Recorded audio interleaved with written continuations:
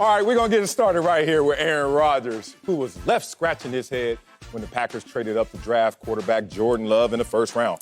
Rodgers is entering his 16th season in Green Bay, but the new quarterback addition has many wondering if Love will be on the field sooner rather than later. In a recent podcast, Rodgers made it seem like he knows his days in Green Bay are numbered. Acho, you feel sorry for Aaron Rodgers? My dog. Yes.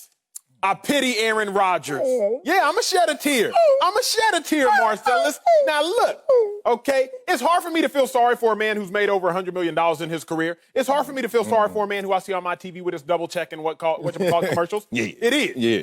But I feel sorry for him because the Packers have squandered Aaron Rodgers' career. They have squandered Aaron Rodgers' greatness. Squandered? Squandered. Super Bowl champion? MVP? Great. I'm glad you went there because you led me straight to my water, so I'm going to drink it. The Packers had Brett Favre for 16 or so years. Yeah. One Super Bowl to show for it. Yeah. Packers have had Aaron Rodgers now for climbing across that same year marker. One Super Bowl to show for it. The Packers have never given Aaron Rodgers enough weapons to do what he really can do. Here's what I mean by that, sir. Aaron Rodgers' career, he's had a top 10 scoring defense 3 times, 2009, 2010. What happened in 2010?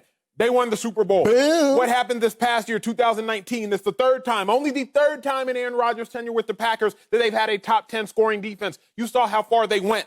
So when you give Aaron Rodgers a defense, when you give Aaron Rodgers some help, Aaron Rodgers can take you far. So not only have they squandered his career, they've mitigated the success of his career because they won't help the man. So do I feel sorry for Aaron Rodgers? Yeah, I do. I'm not going to shed a tear up here in this suit because I got some makeup on and I'm not going to ruin it. Yeah. But I feel sorry for my dog. I do. I don't feel sorry for him. You look crispy, too. You look really good.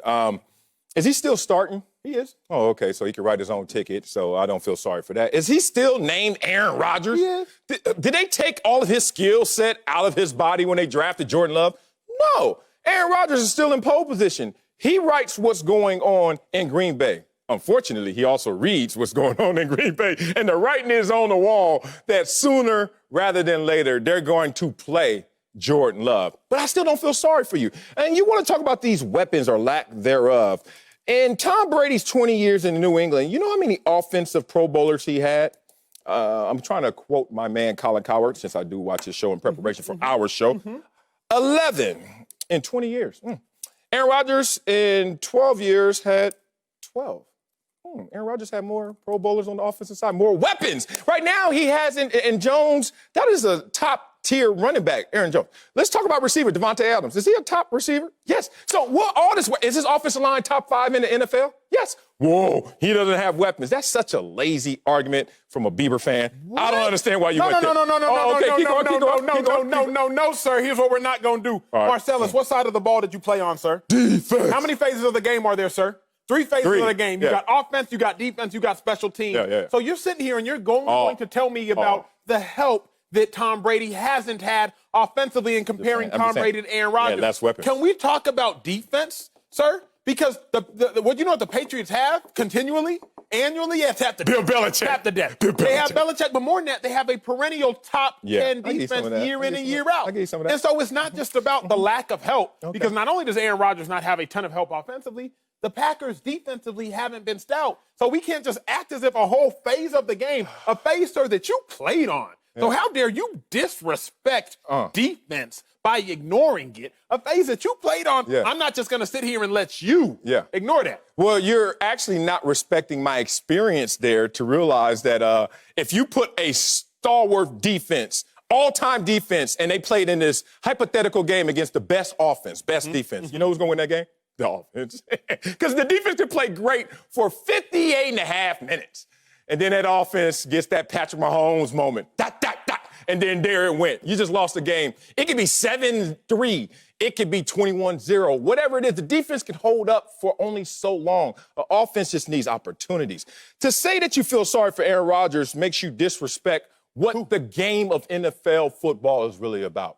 It's a use industry. It's an organization saying, hey, we're going to allow you to use us up in terms of how much we're going to pay you in compensation and use us up in terms of resources. Do what you want. Use our platform. But we're going to use your butt up, too, for all the talent you have on that field. And as soon as we feel like, not enough toothpaste left in the tube, we're going to get a new tube. And you're going to have to find you a new organization. So this is teetering on that border of entitlement if your mindset, millennial, is to go to a place and say, I expect to be here for my entire career. That doesn't work in the real world. You know, you don't walk into a corporation and say, you know what? I'm going to make it here in this building and retire in this same building. Most people have to move around for opportunities. If Aaron Rodgers has to do the same, so be it. Some people are allowed to be, dare I say it, entitled, because it's not a matter of being entitled. Some people have earned this. I give you that. I give you that. You talking about Aaron? Can you put some respect with a CK on his name? You're talking about Aaron Rodgers, what he has done for the Green Bay Packers organization. According to you, not enough. Only one. They squandered him away. Yes, it's not his fault though. Like Aaron Rodgers is entitled to say, yeah, I want to spend my whole career here. Aaron Rodgers is entitled to things that I would argue probably all but maybe 5 Packers are entitled to because of what he has done and meant to that franchise. The dude has been the face of one of the faces of the NFL. He's been the face of a franchise that's one of the faces. So I'm not going to let you sit here and just belittle Aaron Rodgers, bro. I'm not belittle him. I am not also going to feel sorry for him. You eat what you kill in the NFL, and he's eating because he's killed. But now you're at a point where you got to realize what's happening, the writing on the wall. I warned Aaron Rodgers last year. You weren't here. What you say? I said, look, Aaron Rodgers, anytime a team is asking less of you and getting more out of their team in terms of wins and losses, they about to play you. I've been in that position before where they're sitting there like, oh, no, it's fine. You only threw for 200 yards. Oh, it's fine. You only threw for 167 yards. We're good with that. And as soon as the offseason hit, what did they do in the draft? It wasn't so fine after all. So all I'm saying is, I think we're on the same page. I'm just saying, Aaron, you know it. You're 36. He said he's not bitter about it. Writing's on the wall. Time to read it. Let's move on to another quarterback with some question marks this season, Cam Newton, who said he's, quote, going at next all year. Say it again, going at next. After every team not named New England passed on him. Cam has been no stranger to social media this offseason, and his latest Instagram post says he has no plan to forget about his critics anytime soon. Former MVP posted, quote, "Dear haters, I have so much more for you to be mad at. Just be patient." Ooh, Acho, is Cam setting himself up for failure with this haters post? Bruh, Cam. Bruh, I've been riding for Cam since day one. I told you. Me and you on the hill. Except I planted the flag and you climbed up there with me. I said, chill, Marcellus. I'm going to plant the Cam Newton flag. Here's the problem, bruh.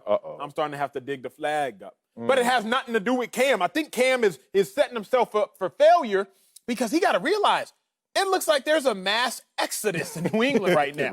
Like, let me tell Cam, because I don't know if Cam be watching the shows like he needs to. Not all. Let me tell Cam, bruh, he lost 2-time Pro Bowler, 6'4", 270-pound beast middle linebacker in Dante Hightower yesterday. Because Hightower said, I'm going to opt out of this season. Okay, if that wasn't enough, Cam lost 3-time Super Bowl champion safety Patrick Chung, who said, you know what, I'm going to go ahead and opt out for this season too.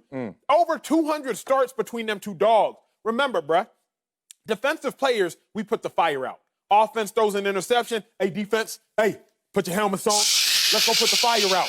The problem is, Cam ain't got no firemen. He ain't got no firemen no more. So it's easy, bruh, to talk trash. You know, say you in a club, say you walking down the street, you can talk reckless because I know, oh, big bro Marcellus, he gonna look out for me. You feel me? I'm gonna talk a little bit crazier because my dog got my back. Well, Cam Newton, you ain't got them same dogs anymore. So I think he's setting himself up for failure, not because anything he's doing, but he ain't got that same squad to back him up, bro. Good point. If we ever go out, which is going to be rare, I ain't had a fight since the 8th grade. So I'm out. Oh, yeah, I keep my track spikes on. I'm out, bro, running down the boulevard. Okay, I don't think he's setting himself up for failure with this post.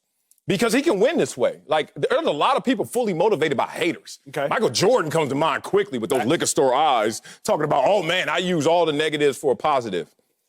But he is setting himself up for disappointment and unfulfillment, which to me should matter when you're talking about Cam Newton and his redemption story, if we're going to call this 2.0 Cam in New England. Cam, you don't need this for motivation.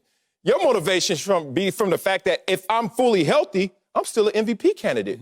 You don't need to go into that place. To me, it's a sunken place. Because even if I look at the great Michael Jordan, it looks a little hollow in that existence when you got to put down your number 2, Scottie Pippen, and everybody who's around you, all surrounded pieces were drowned out by your greatness. It just didn't look like a fulfilling experience, even though your awards and your wall of accolades is second to none. So I'm looking at Cam saying, hey, chasing the negative, it's never going to lead to a positive, brother. You can win this way. But once you get to the winner's circle, how you going to feel about that, Cam? Cam Newton should know he's going to a situation where not Dante Hightower, not Patrick Chung was out of the lineup. The Tom Brady missed the season. How many games did they win without that quarterback? 11, I believe. 11. Yep. You keep saying you don't see any firemen. All you need to know is the fire chief is still in the building. His name is Bill Belichick. And where he is, there's an opportunity. So if I'm Cam Newton, I'm looking at this situation like I still got life. Why waste it on haters? The other thing is you got to remember, if you can, the more you call out your haters, the more you're inciting them. Oh, yeah. You feel me? Like, it's a lot of people who are indifferent about Cam, right? It's a lot of people who's like, hey, I ain't seen him in a couple years, out of sight, out of mind. But now Cam keep talking. Cam keep poking the bear. Cam keep poking the Twitter haters. He keep poking the fans. Bruh, you finna wake them up. And when they wake up, they're going to be waiting on you to fail. I fervently believe quarterbacking is a winning stat. I think that you look at quarterbacks. Wins, losses on? Wins, losses. Okay. I think you can tell how quality a quarterback is by the success of the team. The quarterback is the driving factor for the overall success of the team. Even if Marcellus Cam goes out there and balls, bruh, but the Patriots don't win these games, we still gonna look at Cam and be like, great, you had a good season. You went 7-9, right? Like, you let the Dolphins, you let the Jets, you let the Bills beat you. Even if Cam balls, his overall aura, his success is still going to be tainted by the lack of success of the team. So I think right now, Cam got to look bigger picture. And he got to realize, man, I'm calling out these haters, but I'm Superman. I'm not Batman, Captain America, and Superman. Right. You feel me? And right now, he got to be the whole squad, and I don't know that Cam, coming off an injury, can live up to all of that. Now, is that the Avengers? Because I get lost. I think like the whole, I get a little DC, lost. Marvel. All that. Okay, all right. One of them. Look, golly, I didn't win a Super Bowl. I wish I did. Actually, I could have. I could have just been on the bench with the Giants in 07 and won one. They wanted me bad, and I was like, nah, my knee hurts. Should have just went there and got one. Then I'd be a Super Bowl champion, and everyone will believe every word I say. Right. But now, since I'm a non-Super Bowl champion, people say, what you know about winning? I won in other ways other than just a Super Bowl ring. Let's talk about winning in life. Man, Cam Newton, if you don't start counting those with you, not against you, that's where you get your most motivation, your most fuel. The most positive reinforcement is from those who believe in you. And they are plentiful. More people believe in Cam Newton than don't. That's facts. But this dude is getting caught up like we all do. We read our timeline. Love you, Marcellus. Love you, Acho. Love you, Marcellus. Oh, the show sucks. Wait a minute. Who said the show sucks? We forgot the thousands of people who are loving us. But Cam is getting caught up into that mindset. He also is caught up in a competing interest moment in terms of where New England is. What you mean? I'm going to tell you, if I'm going to be real, Cam Newton is fully motivated to go out there and do what he needs to do dolo. Cam just needs numbers. Let's be real. He's on a 1-year, $7.5 million deal in New England to get numbers, to get the real deal.